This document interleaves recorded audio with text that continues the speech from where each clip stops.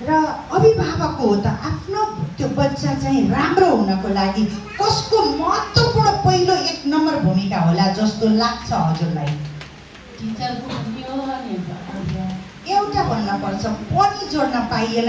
1 number कौन बनेगा करोडपति खेला जस्तो कि 1 नम्बर एउटा आन्सर ल कुन होला? टिचरको आफ्नो पालोमा मात्रै बोल्ने पाइन्छ है त। टिचरको भन्नु भनेपछि पाइदियो छोडिदियो सिद्धियो, आफ्नो त कामै छैन छैन छ है त।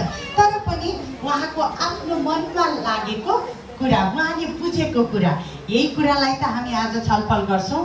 अब म्याडमले भन्नु पर्यो। आमाले मात्रै पावर पर्छ? आमाको भन्नुभयो, आमाले मात्रै पावर?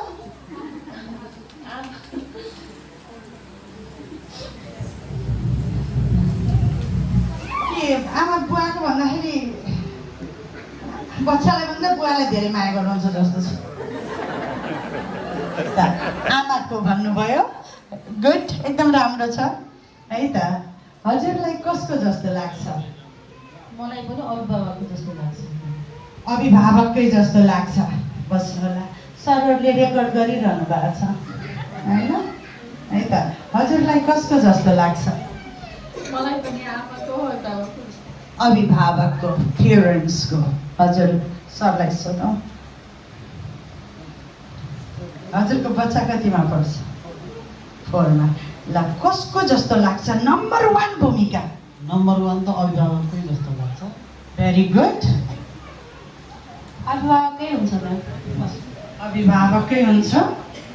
अभिभावकै हुन्छ। अभिभावकै हुन्छ। अभिभावकै हुन्छ। अभिभावकै हुन्छ। त्यसो भए सबैले भनिदिनुहोस् न त एकैचोटि, कता कता माइक लैजाउँ, कसको होला जस्तो लाग्यो? ओके, सरलाई ल्याएँ है त। सर नमस्कार, मेरो नाम दीपक खाती र यो अभिभावकलाई मात्र तपाईँले पोइन्ट आउट गर्नुभयो, तर अभिभावकको मात्र होइन शिक्षकको पनि हुन्छ। किनकि नै त्यस्तो व्याख्या गर्नु पाइयो नि, व्याख्याको आधारमा।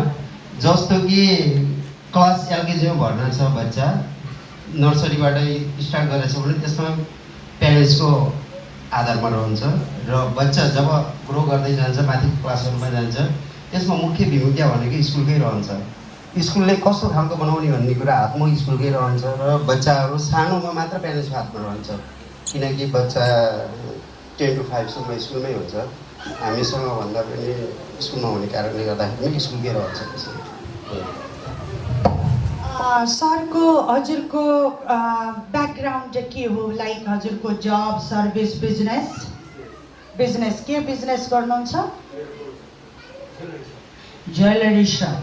ओके, हजुरको आफ्नो यदि if you don't mind education degree केही कुन चाहिँबाट लिनुभयो?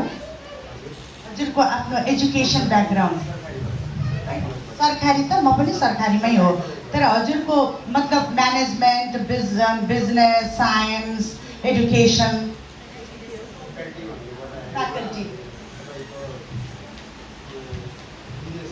बिजनेस म्यानेजमेन्टबाट पढ्नुभयो। Okay, good. ल यहाँ अर्को कसले भन्नु? ओके, गुड, गुड ट्राई भन्छु है त हजुरको कुरालाई। Very good. मेरो नाम गीता कुमारी उपाध्याय हो। मेरो नानी चाहिँ क्लास 2 मा पढ्छ, श्रेया उपाध्याय उसको नाम। म चाहिँ एकदमै सरहरूसँग चाहिँ एकदमै नजिक रहिरहने हुनाले